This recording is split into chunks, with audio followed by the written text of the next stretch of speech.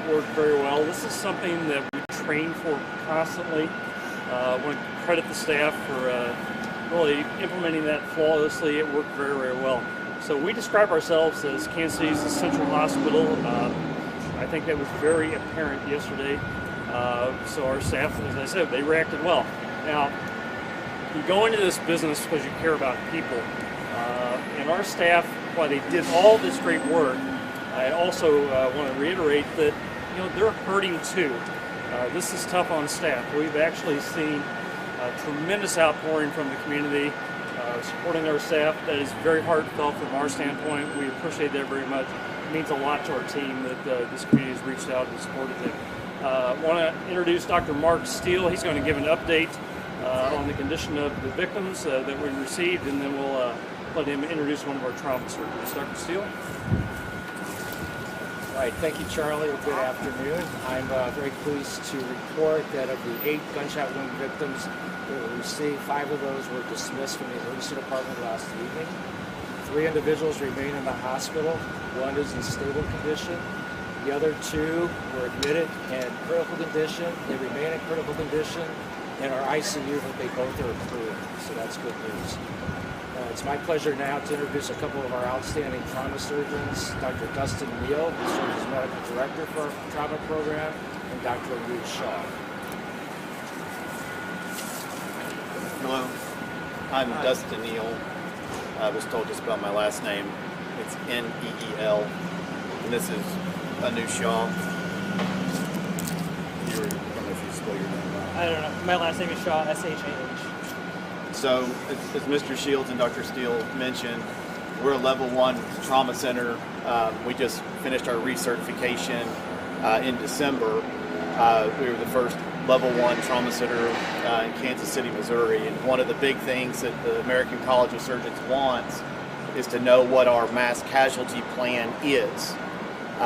We go through that during the survey. We talk to the people who help maintain it.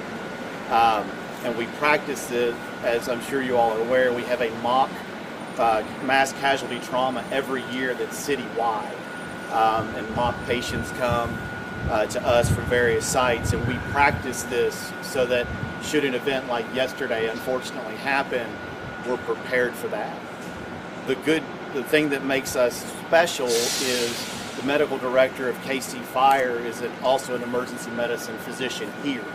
She was at the scene and was able to triage these patients appropriately, very quickly and efficiently, which ultimately allowed the sickest people to get to us first, as we're the closest hospital.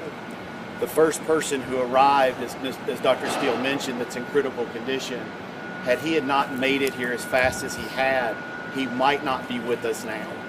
He sustained extremely life-threatening injuries, and fortunately, thanks to Dr. Carney's triage, our KC Fire and Police Department, he was able to get here quickly. He was the first person here, and our mass casualty plan then went into effect and got him straight up to the operating room, and were able to stabilize him.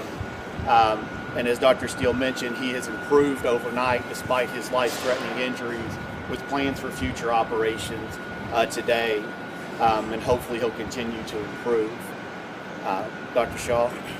I want to reiterate that we did have excellent coordination between KCFD, KCPD, and they did a phenomenal job on scene with their disaster response.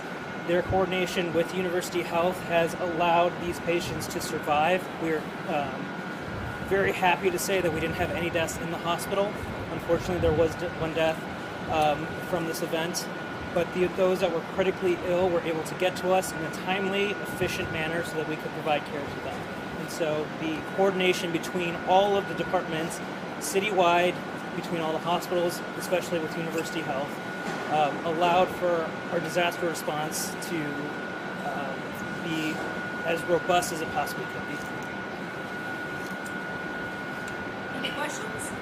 You spoke about one patient who is in critical condition. Can you talk about the other patient that's in critical condition? What's happening with them? The other patient who was also in critical condition was the second patient who arrived to us.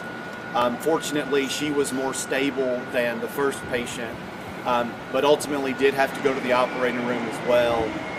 She is recovering in the ICU and improving. We're hopeful that in the next day or two she will be able to be moved from critical to stable condition and get out of the ICU. But again, a lot of it has to do with the coordination between KC Fire and the triage at the scene to get her to us next, because the people who came first and second were the ones that had to go to the operating room, and that's what you want when you triage, because the ones that need to be saved need to get here first. The ones that need an operation, need to get here first. Can you provide us a little more detail on the nature of their injuries, or just some specifics about those two critical? All I can say with HIPAA and everything else is that the first patient sustained an injury that is 90 plus times lethal. Unfortunately, again, with the coordination, was able to get here quickly and was able to get control and repair and stabilize in an efficient manner. The other patient also sustained an injury that required operative intervention. But as far as the specific details with HIPAA and everything else, I'm not going to speak to that. What does 90 plus times lethal mean? Like 90% lethal, meaning that if 90 people or 100 people were injured with this, 95 of them 95 to 99 would not have made it or survived the operation. And do you know the exact time from between when this patient was shot and when they got to the hospital? How long was it before they were on the operating table? From the time that they arrived to us, the patient was in the operating room within 5 minutes. Do you know how long it took them to arrive to you, though? I don't. With the injuries and then the scene time and then securing the scene and making it safe, I don't know how long that was. But Dr. Carney saw the patient and picked that patient first to come. And so because of that, that's the reason that he came first and was able to be taken directly to the OR. One of the things we're most proud of is the American College of Surgeons tracks a whole host of numbers and statistics, and one of them is time to the OR. And from the time that the patient arrives in our OR, our average is less than 12 minutes. The best we've ever had is 3. The national average is less than an hour. We're in the top 1% of the nation as far as getting to the operating room upon arrival, and that has to do with the training of the staff, our operating room, our nurses, the emergency medicine department, because once somebody's identified that needs to go to the OR, we get them up there, because the faster we can get them up there, the faster we can stop the bleeding and save a life. And the ages of those 3, male, which is male? There's a young gentleman, I don't know his specific age, and then there's an older lady. Like when you say young, you mean like less than 18, less than 16? We believe he's over 18. Okay. But again, he's still in critical condition, and so exact ages and things we have not identified. Everybody comes in as an alias so that we can rapidly take care of them because they're all pre-programmed in our system, so we can take care of them without having to enter them into a computer. And you guys don't do any children here? We do take care of children, although as you can imagine, most of them come across the street. We do take care of anything 13 or over. Under 13, it's an American Anesthesia Society issue that has to be a pediatric center. Anything that gets brought to us, we will stabilize up to the best of our ability, including operating on children if we have to. But we do not accept them and transfer, or if EMS knows their age, they don't bring them to us. But if they look like an adult, anybody over 14 can stay with you. And after everything that you saw yesterday, are you surprised that only one person was fine? I don't know all the details of the specific event as far as what happened. I'm not surprised that our care went the way it did because of the way that we trained for it. We've been a trauma center for a very, very long time. As I've mentioned, a lot of people know that if they're hurt, that they need to come to see us, because again, we're an efficient trauma center to get you to the operating room if that's where you need to go. Once they get here, they have a chance to survive. So I'm not surprised that with our team, they were able to save all of the patients. As far as the overall number of patients that happened during the event, I don't know all the specifics of the event, to be able to say how many there should have been or anything like that. Are there any patients that arrived without gunshot injuries? There are, unfortunately, as you can imagine, during the exodus after the event, there are patients who get caught in the exodus. We've had a few people who injured various extremities and have some broken bones that were due to trying to get away that weren't actually injured from gunshot violence. Are you guys still treating actively any non-gunshot patients right now? There are a couple who are still in the hospital. One is awaiting an operation and one is planning for discharge later today.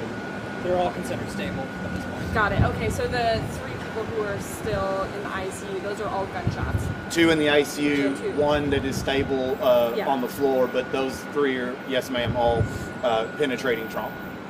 When you said, so of the 8 gunshot victims, you said 5 were dismissed from the ER. Are they still being treated elsewhere in the hospital, or have they been discharged? They've been discharged from the hospital, from the emergency department. They were able to go home. Okay. You guys treated people on the scene as well at the rally. Were those same medical staff then treating people at the hospital, or can you describe, I guess, the team care that went into? So fortunately, again, as with Dr. Carney, in our close relationship with her and Casey Fire, some of our nurses and medical staff are able to, as Mr. Shields mentioned, there to help take care of planned intoxicated people or minor injuries. And so we have at every event at Union Station or big event, a lot of our nurses and emergency medicine providers will be at those events to help take care of people. They're obviously not planning to have the event that they had yesterday, but fortunately with them there, they were able to help start the triage and treatment process.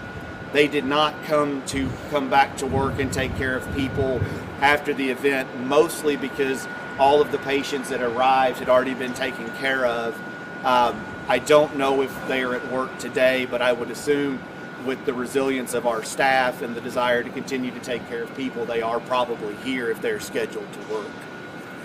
Go ahead. Last question? Yes, sir. Just, you guys are pros, of course, at this, but I wonder if you could just share some thoughts in this age of mass shootings. We see these all over the country more and more. Just your thoughts on that and the fact that this stuff seems to be happening, sadly, at a regular pace.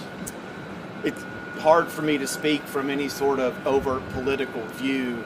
Every time we have one of these mass casualties, it's a tragedy. And I agree with you, they've become so frequent that unless it is a national story, a lot of times we don't hear about it. As the news mentions often, we do see a lot of high acuity injuries, whether that's from penetrating trauma, car wrecks, motorcycle accidents, bad falls that do need emergent care, and we train for that. But those patients aren't making the national news, but we are taking care of multiple victims on a fairly regular basis of high acuity, meaning without intervention, high chance of not surviving on a daily, weekly basis. And so I agree with you, it's hard to speak about, but every one of them is a tragedy, whether it makes the news or not. Thank you guys very much. Thanks for coming. Thank you for being here. We don't have ages right now. No, sorry. Yeah, I was going to say, we're going to keep you guys healthy. You're good. It's too cool. Sorry, I spelled it as fast as I could. Sure. Oh, yeah. You're welcome. You're welcome.